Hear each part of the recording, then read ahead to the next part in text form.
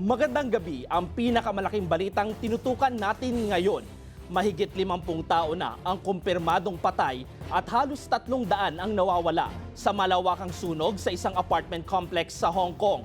Ayon sa Overseas Workers Welfare Administration, hindi bababa sa 19 na Pilipino ang apektado sa sunog. Arestado naman ang 3 empleyado ng isang construction company dahil sa posibleng manslaughter kaugnay sa sunog. Narito ang ating balitang A to Z.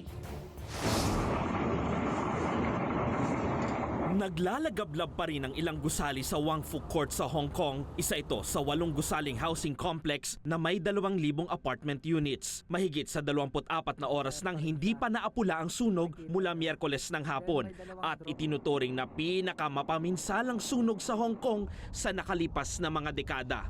Ayon sa mga otoridad, hindi bababa sa 55 ang kumpirmadong patay. Saksi rito ang isang OFW na nagtatrabaho sa Hong Kong ng halos 10 taon na. Ngayon medyo balot pa rin po ng makapal na usok tong area at amoy na amoy yung usok.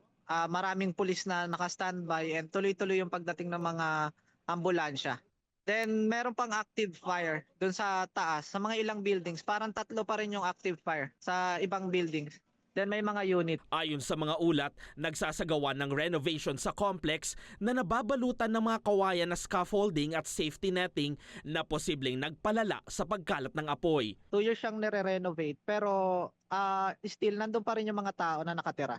Kasi under maintenance lang siya. Yung mga building dito na 8, balot talaga siya ng scaffolding.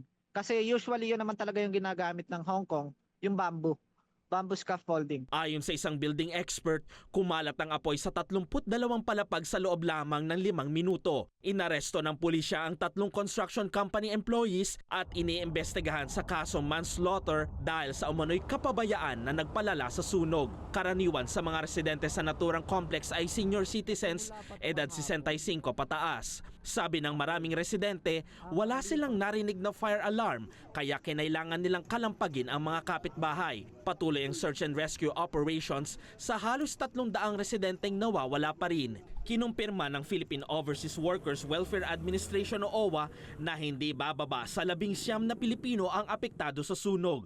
Nasa ospital ang isa sa mga OFW kasama ang kanyang employer at isang sanggol.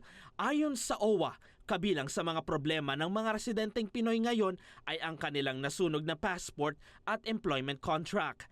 Nag-deploy na ng mga team ang Department of Migrant Workers at OWA para tulungan ang mga apektadong Pinoy. Nagpamahagi na rin ng food packs. Sa ngayon, hindi pa matiyak ng OWA kung may mga OFW na natrap sa loob ng gusali.